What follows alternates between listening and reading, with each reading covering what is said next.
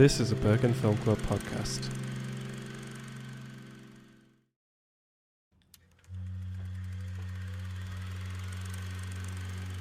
Like an old movie removed from the frame, I am floating and looking for someone to blame. Won't you project me on the walls of your heart? I'm waiting for the real thing to start.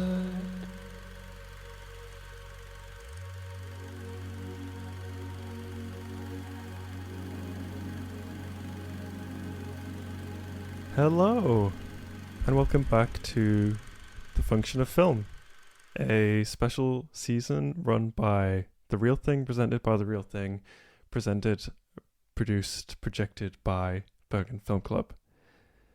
In this special season, I'm talking to industry professionals about the function of film. How does the cinema literally work behind the scenes, sound, music, projection, all of it. Today we have the rest of the interview, the part 2 of the interview with Lexi Reisberg, talking all about film projection. This was a super interesting talk. We talked about sort of the future of projection in terms of the digitalization of film projecting, also where we see ourselves in the future, but also to see ourselves from the future, we have to understand the past. So it was a really cool and in-depth talk about the changing sort of landscape of this profession. So it was really, really interesting and super cool. So here is the rest of the interview. So we talked about this briefly earlier, that maybe sort of the introduction of automation and digitalization of projectionists and projectors wasn't necessarily such a horrible thing.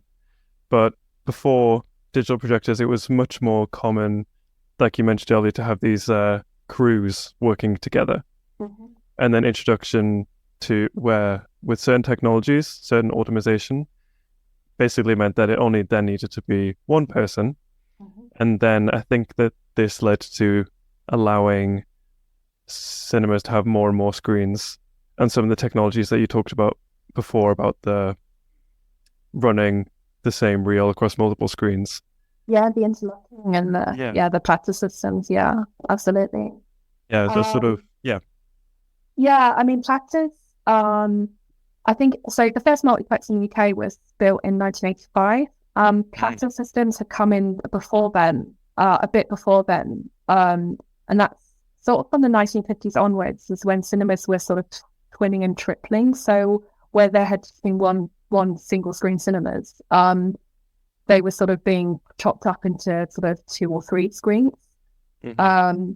That kind of was already happening, and some of them were sort of reel to reel, but then gradually the platter systems started coming in, and then that's when 1980s was when the multiplex absolutely sort of took off, and that's when platter systems were absolutely necessary, because there was no way you could have 10 screens to do reel to reel.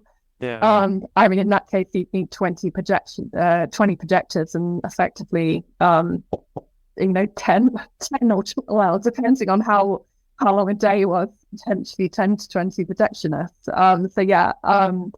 The platter systems absolutely made that happen. Also, the fact that some of it was semi-automated. People often don't understand how that works with film, but I can try and sort of explain. So they're basically, you said earlier about the functions of like the auditorium lights, and sort of things like sound switching. Yeah. These could actually be programmed into a computer. That was sort of the later iteration of it. And we'd have these foil strips called cues or pulses, that you'd put on the film in a very specific area and in a specific way. And when that foil strip went through, and it was read by a reader, it would then tell the computer, oh, the lights need to come down, or even the projector needs to start. So you'd still need a projectionist to actually put the film in the projector. But if you then set the projector to ready, you could program in the time on the computer, and the film projector would start at that specific time. The automation systems actually got quite sophisticated before it went fully digital. So it meant that you could run a 10-screen cinema. Now, before the computer, there were things like pegboards and sort of matrix boards, which did a similar thing, but it wasn't quite as sophisticated. But certainly from the definitely from the 70s, 80s, those sort of things were sort of happening to the profession. People were calling it the end back then. The projectionists were even calling it the end in the 1920s when sound technology came in. So wow. there's always this I feel like each technical sort of I don't want to say evolution kind of led to this kind of panic in projectionists.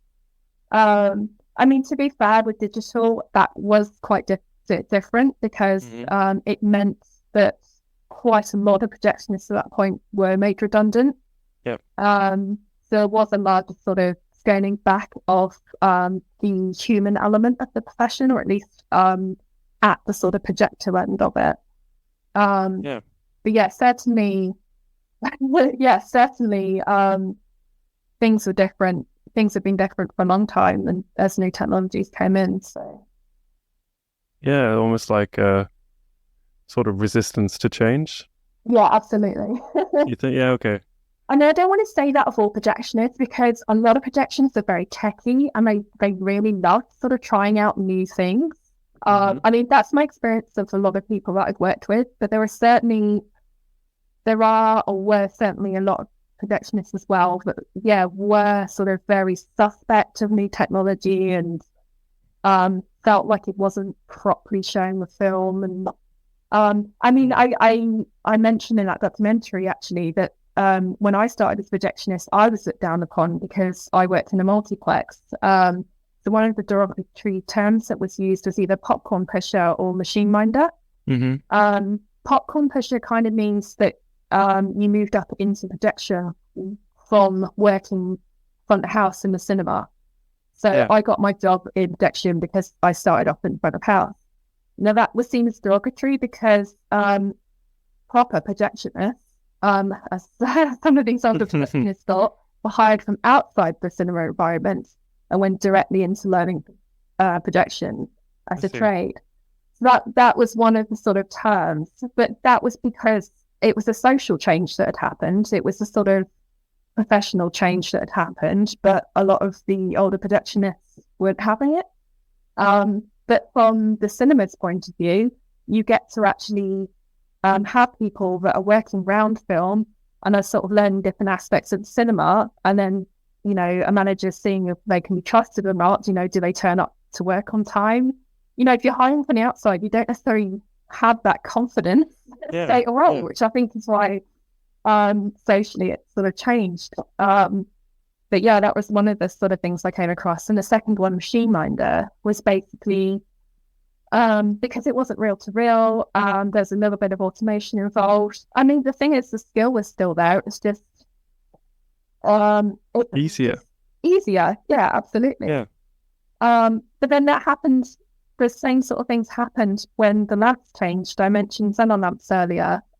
They sort of came in, I think, late 1950s, and before then it had been carbon arcs, which required the projectionists to do the changeovers, but you also had to keep the two rods of carbon in contact with, not quite in contact, but you had to keep the arc between them lit to create the light for the show, and that required sort of moving them in and adjusting them throughout the show. So once xenons came in, you just had to press a button, turn the lamp on, and it was there and lit for the rest of the show. So there's always been these kind of labor-saving elements that have come in over time. To be honest, when the film projectionists were first made, they were hand cranked. The projectionists had to physically turn a handle and had to get the speed, try and get the speed as smooth as possible, but often that wasn't the case. And then eventually motors came in. So if you look all the way back through history, you can see these sort of things coming in. but absolutely, when I started in the early 2000s, you know, I was not a proper projectionist because Wow. I was working in a cinema that was doing patter-based projection at the time. So Hmm. yeah, it was just one of those weird. I feel like it's always been there, this kind of looking down on the newer technologies and the newer people coming into the profession. Hmm. And I do see it a little bit now. I think with people that have started off with digital and haven't yet learned film, or might just only be working with digital. So Yeah, it's yeah. like kind of a pervasive fear of being phased out, I guess. Yeah. And maybe people are right, you know, maybe based on sort of you know, the large redundancies that happened between 2011 and 2013, you know, maybe there's a point. But I don't know. I think I think sometimes it's absolutely a profession that's steeped in tradition. And I think, you know, tradition sort of comes through a lot for people. So I think that's potentially why those, you know, people sometimes felt that way. But Yeah. But you know, on the flip side, I'm making a lot of the older projectionists sound horrible. You know, so many of them were so lovely. Just so happy you had to say that, you know, and accepting as well. Yeah, but So, I've only learned digital at this moment, and I think I've projected about 10 times now. But I mean, oh. I feel like I would love to learn the reel to reel kind of thing because it feels like more like not that the digital production isn't an art or this showmanship kind of thing, but it's the reel to reel for me seems like more of an art form than kind of pushing some buttons in a way, I guess. And in some ways, running a reel to reel show is just pushing buttons. I mean, it's a Yeah. button to start the projector, to turn your lamp on, to do your changeover. So again, yeah, it's that kind of labor saving that comes in, that makes things smoother. But digital's a good place to start because, you know, that's where you can start laying the ratios and things, and that knowledge is going to be extremely valuable. It kind of feels to me like almost like a kind of limited stress way to learn it because I don't know, just the idea of handling the film seems quite stressful to me. Well, yeah, I can understand that. I mean, even though I was trained, there was effectively a point where, you know, I felt like I didn't know much. You know, there's amount to learn still, but it was effectively a sink or swim moment. The first point when I was left on my own. Yeah. And a lot of people didn't swim, you know, and that was it. That was they were kicked right out the door. So yeah, there is that kind of point where I know what you mean. Okay. Yeah. I know what you mean. Yeah. But yeah, you know, digital's a really great place to start, and I'm sure you'll be fine. Yeah, I hope so. I found one of the most yeah, I won't be sheepish about it, but I feel like there was a lot of older men kind of having these very melodramatic moments in the documentary. One of my quotes that I pulled from that was that he said he feels like he was working in a sweet shop that shows films.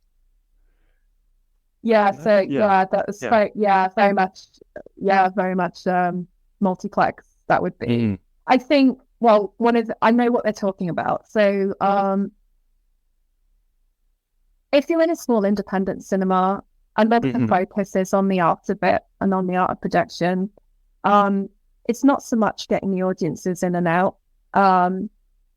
Whereas I think when these kind of behemoth, massive, you know, multiplexes started appearing, it did feel to them that the focus was on like the popcorn and you know, selling the food and stuff. It was just done very differently. I think things just socially changed. And that's what it was. It was just and yeah, I think they often felt, you know, if you've got 10 screens, you're not paying as much attention to each screen as just a single screen. Now, I don't personally, I don't feel that's the case because I know that when I worked in the 10 screen cinema, you know, I put as much as humanly possible into making sure my shows are as perfect as can be, because that's me. You know, attention to detail is really important. But it did mean I had to run a lot. It's very fit. Because if I had a show starting, you know, my projector's about to start at screen 5, which is down one end of the projection room. But then maybe screen number 9 or something was the next one. It's going to change the ratio after the adverts into the feature, which potentially was a different ratio. So it was important for me to be back there and check that ratio change went okay. So yeah, it did mean a lot of running around. Kind of. And then, yeah, absolutely, ideally, it would have been great if there were more people. But that's just not how the way it worked. It wasn't the way it worked then. So, yeah, I think just things changed. And I think it was just felt that the focus was less on the art and more on sort of just the money. That's why I think people comment in that sort of way. You've mentioned a couple times, and I can kind of put it in afterwards to describe it, but you mentioned the sort of moment that all of everyone's worries came alive in 2011 with the huge numbers of redundancies. Could you describe a little bit what happened then, maybe what led up to that moment? Yeah, I mean, I think the exhibition industry had resisted going digital for a long time. You know, the technology was there. Because a lot of cinemas were like, well, we have a system, we have film prints, it works. Why should I buy something new? Why should I change anything? I'm making money, it's fine. But then there was a push, and you know, digital projectors started coming in. I was actually one of the first cinemas to receive one, and it was actually really interesting and cool when it did appear. And I was just really interested in learning what I could with it. And at the time, there were training courses offered as well, and I went on a few training courses because it did. So one of the things, I could tell you how I felt. Like, I did feel worried before it came in, because sending those projections very, very manual, like sensual. Like, I'm using a lot of my senses for it. I'm using touch. I'm using even smell, because for instance, when acetate base starts degrading, it produces acetate acid, which is basically vinegar. So if you open a real can and you smell vinegar, then you know the print's starting to degrade, and potentially the picture could be quite pink. So I'm also using my eyes, I'm using sight. You know, I'm using all of these, and hearing. You know, I would know the pitch of my projectors, and I could tell if something potentially was going to go wrong just from a slight pitch change in what I was hearing. So I was using a lot of my senses, and it was just very physical. So I really didn't know how I'd react to something that was just digital, computerized. I really wasn't sure. But when I did get a chance to sort of play around, I discovered I really, really liked it, and it was just really, really interesting. And for me, it was just a newer and different format to sort of utilize in my arsenal film section. But it was really difficult because, sort of between 2011 and 2013, practically most of my colleagues were made redundant. And some of them for different reasons as well. Some of them were sort of at retirement age anyway, so they sort of saw it as their chance to retire. Others had no interest in digital projection. They genuinely felt like it was, you know, the end of an era, and it just wasn't something that was, you know, it was just going to get rid of showmanship. Others tried to work with it, but really found that they couldn't. It just was so sort of foreign to what they were used to that they just couldn't sort of transition to it either. And others, unfortunately, who could take to it, just there weren't enough jobs left for them to kind of. I mean, one of the ways I personally navigated it was to actually take a job in all I was in a management position at that point, and I was also a sort of engineer level trained. But I stepped down into a projectionist position just to take a job at an all digital cinema, one of the first in the country, just so I could learn and be at the forefront of everything. Mm-hmm. And that's one of the reasons that I was able to sort of survive. I think there was probably 2 years where what was interesting is it wasn't fully trusted at the start, so we actually ran film backups. So even though the audience was getting a digital show, we were still running film backups because that was the more trusted. At that point, it was the more trusted sort of medium. But eventually, sort of that got phased out, and the projectors did sort of get ripped out. But yeah, like I just threw myself into it, and there was probably 2 years where I didn't project celluloid at all. After their backups have sort of been removed. So, but it was difficult because I had friends, you know, different projectionists from across the country, and it was heartbreaking to see that one of the guys I trained with, they literally had to rip their own projection room apart and kind of get the projectors out. And I think the projectors are probably going to be like put in the scrap or something. I'm not entirely sure where they went. And, you know, that was their last day. You know, they had to rip the projection room apart, and then they were made redundant. So, like, seeing stuff like that was kind of quite heartbreaking. It kind of did happen. So, yeah, it wasn't an easy time. And there was just a lot of uncertainties around how things would change, or that, you know,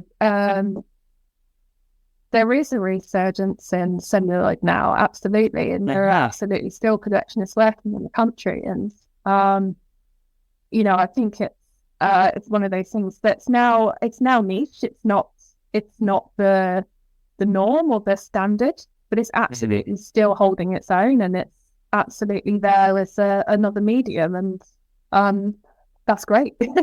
Yeah, personally. So that's something I just wanted to ask about is like you mentioned, there has been sort of a resurgence in the last few years, and that's really how I also became. I'm not that old, so I was born in '98, I guess. So when I was going to the cinema, I would never really think about what it was being shown on because it was probably just digital. But then from going to this independent cinema that I mentioned, then they would explicitly say like this is being shown on film, and that's how I learned about it. But I was wondering if you think that this resurgence is genuine, or if it's just kind of a novelty of specific directors or even the industry itself. I think it's genuine. It's absolutely genuine. It's not going to go away, and there's quite a few different reasons for that. So one of the things now is its status has kind of been elevated. It's a bit like vinyl in that respect. There's a kind of like following for it.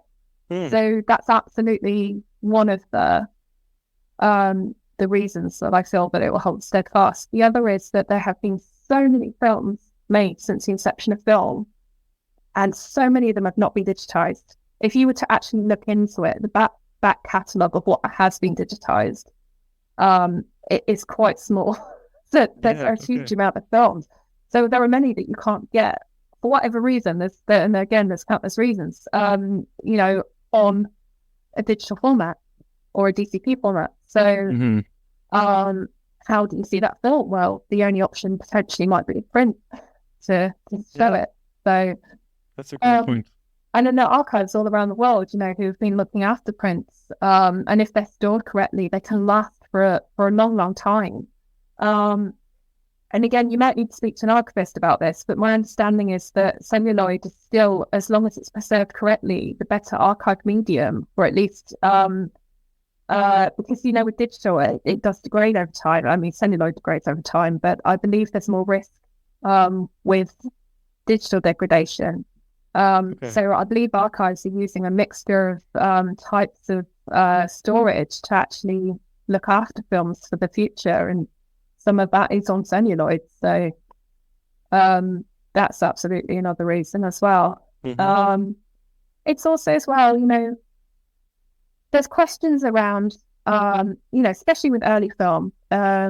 Digital wasn't a technology that was around then, and absolutely, there's some really good sort of digital conservation going on, which is great. But then, is that what the director envisaged?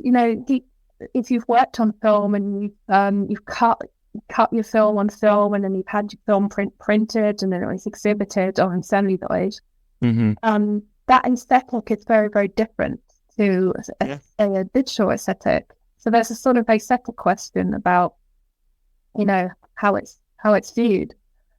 So, and for that reason, as you just mentioned a minute ago, there are some directors who still currently like working with film. There's a handful of them actually. So, and it's important to them to be able to have that freedom and facility to do that. So it's an artistic choice for them. So and why should you say to an artist, "Oh, you can't work in that media"? I think for those reasons, it will absolutely, keep going. The challenges though that are being faced is no new film projectors are being made. The projectors that everyone are using are pretty much 60, 50, even older years old. Wow. Okay. And that's fine. They can be maintained. In fact, they're easier. They don't have the same kind of obsolescence that digital projectors have. When new software or new sort of boards come in. In fact, a lot of the projectors I work on are probably from the 1950s. So the fact that they're still running just shows, that it's great. But there is a question over how do we get parts for it when it does break down. That's kind of challenges we're facing because a lot of the companies that made them don't exist anymore, or they don't make them anymore. So there are a lot of challenges to be faced in how we keep things running. And the flip side of that is film prints. Not all the film prints are in archives. Some have been saved or collected by organizations, others even just by personal people who just personally managed to save them from skips or whatever. And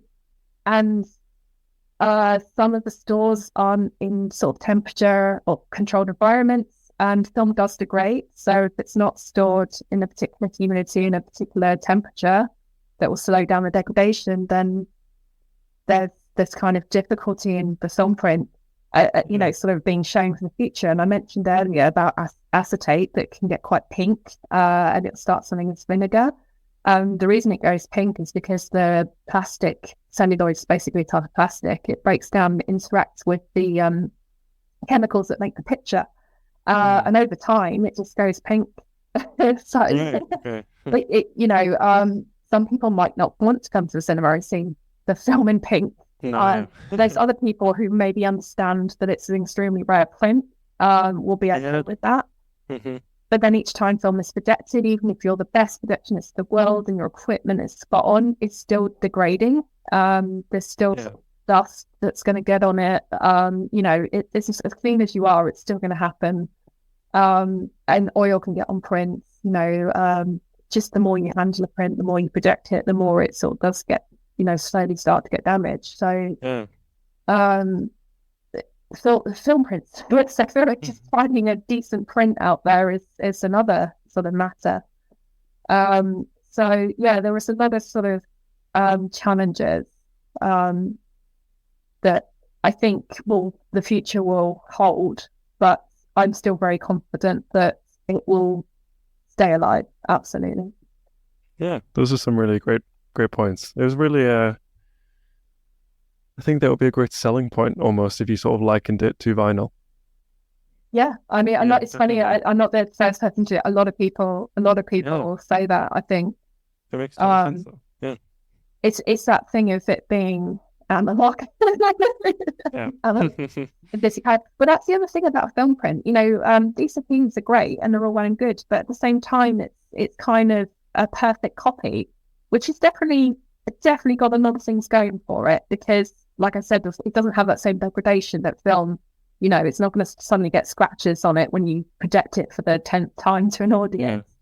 But with a film print, it's got a history to it. potentially could have been all the way around the world, being projected in different places. I mean, there was a film print I showed a few months back that had been rescued from a skip, and it had quite an amazing story behind it. And they come with these kind of providences, each film print that you show. So it's this kind of historical element to each, the physicality of it, which is kind of cool as well. Can be kind of nerve-wracking if you're like projecting a director's personal print or something. A lot of responsibility, but yeah, absolutely. Like it's actually a bit of history. And with the nitrate prints that I've shown, they're really old. Some of them are from the 1930s. So you're literally projecting history. Yeah. I was reading about the nitrate prints. Like it gives almost this like HD image when you're projecting, and I just thought that was so cool. I think I've always thought that like some old films look amazing, but it's kind of like, how do they look so good? It's a really such a difficult subject. Like you'll see, I don't know if you've looked into it, but you'll certainly see these massive arguments over if a digital image or a celluloid image is better or not, or the resolution. And there's so many different there's so many different sort of factors involved. It's a really difficult thing because you could shoot a film on celluloid and then have a digital intermediate and then put it back on celluloid. So that there's that. I mean, you certainly had something called blow-ups as well. So a film, when it was just celluloid, a film might have been shot on 16mm, but then blown up to be shown at 35mm. Now that would have absolutely made the resolution that's been shown nowhere near as good as something that had been shot and then made on 35mm. You had that with 70 as well. And then also, so I think what they're talking about with the nitrate is there was always this perception that the safety bases that came in after just weren't quite as good. And they did use a lot of silver in the prints back then as part of the chemicals, and that did block out sort of light quite well. So you did get this lovely contrast on the screen. But then if I'm projecting that print sort of now, there's, we're using xenons. Back then it would have been a different light source with a slightly different kind of color space. So it's all of these, even the screens as well, the type of screens over time have changed. The technologies have changed as well. Mm-hmm. So it's so many things about it. It comes into play when, that's why I think there isn't necessarily a better or so. I think you already sort of touched on what the future is quite nicely earlier, but I thought kind of the last thing that I thought would be kind of fun to talk about is 70mm as a medium. Not particularly, but particularly the new Christopher Nolan film. Mm-hmm. I believe it's shot on 70mm, or will at least be shown on 70mm, and it's attempting a world record for having like the most screenings through this medium, which is pretty cool. But maybe you could talk a bit about this as a medium, as a new medium, I suppose, and newish. And I know that you mentioned that you had some training with it as well. So if you could just talk about that. 70mm has actually been around quite a long time. So when we're saying, I don't know if I described it, but when we're saying 35, we're literally talking about millimeter. So if you were to take a ruler and you were to look to measure 3.5 centimeters or 35mm, it's actually the width of the film. So 70 is much bigger. Yes. And theoretically, when it's shot, it means there's a lot more information in the film frame when it's projected. So you do get this kind of large enhancement of the image. I really love projecting 70. It's great. There was also IMAX 70mm. So 70 mil has 5 perforations. Perforations are the holes at the side of the film. We only actually count them on the one side for some reason. So theoretically, the 70 mil frame has 10 perforations, but we only say 5 because we count down the one side. Okay. Now, those holes are basically where it sits on the sprockets to be able to be transported through the projector. So standard projection is top to bottom. So the image comes in from the top of the projector and goes to the bottom of the projector. But what IMAX did was flip the film around horizontally, and they were able to use, they took up 15 perfs, and their film frames were absolutely massive. So the kind of information that was in them was just amazing, really. Like the level of detail recorded. And that's, it's just a very, very unique way of showing film.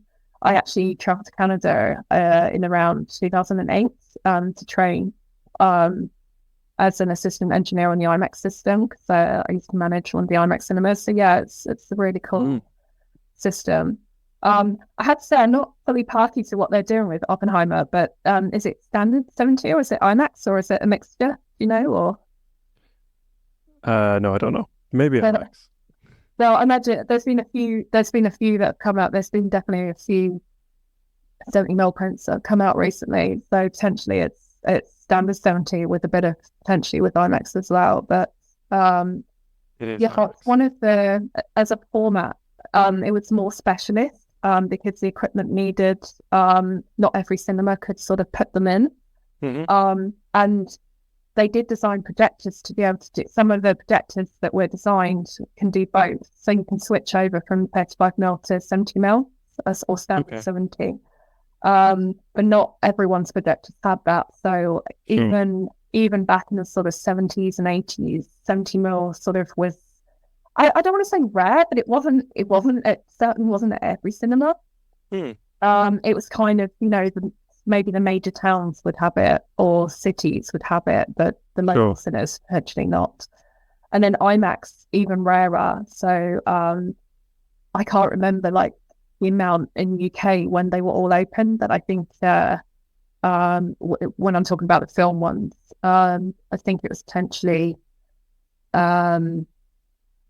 it was under 10, definitely.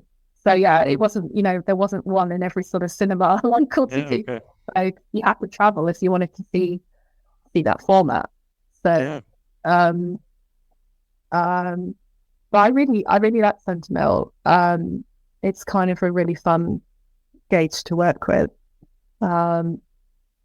With the newer 70 mil, they don't have an optical soundtrack like 35 mil does. It's DTS.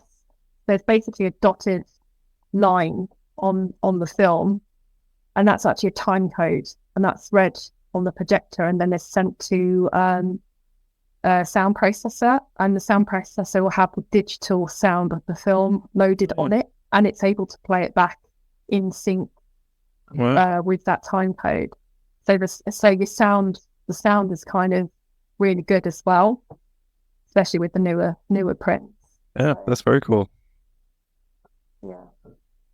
Could not think about it when we're watching Oppenheimer. Yeah, but I think that's all the questions that I had for you. Oh, thank you for having me. So that is that first wrap up of the first part of Function of Film. Thank you again so much to Lexi. I think for those of you who've listened to the whole thing, she was just a wealth of knowledge, such a interesting person with so much to say about projection, and I definitely learned very, very much about this and definitely have a much deeper appreciation for the art and looking forward to doing more projecting myself. Thank you very much for listening to part 1. Part 2 will be coming to you in 2 weeks' time on a Wednesday, and I really hope that you will check that out. That's going to be all about sound and music in film, or applying music and sound to moving image as a medium, and we'll be joined by a very special guest. So please stick around for that. It was really cool, but thank you so much for listening. I've been your host, Joe Lawrence, and this has been The Function of Film. Thank you, and goodbye.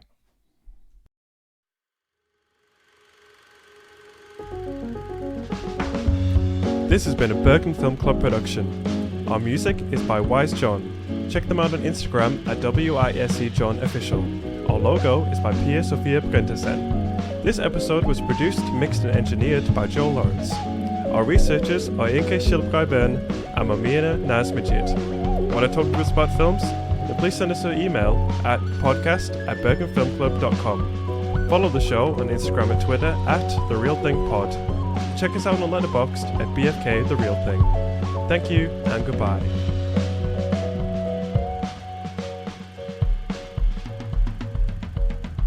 Listen, follow, leave us a review on Spotify, Apple Podcasts, Amazon Podcasts, or wherever it is that you get your podcasts.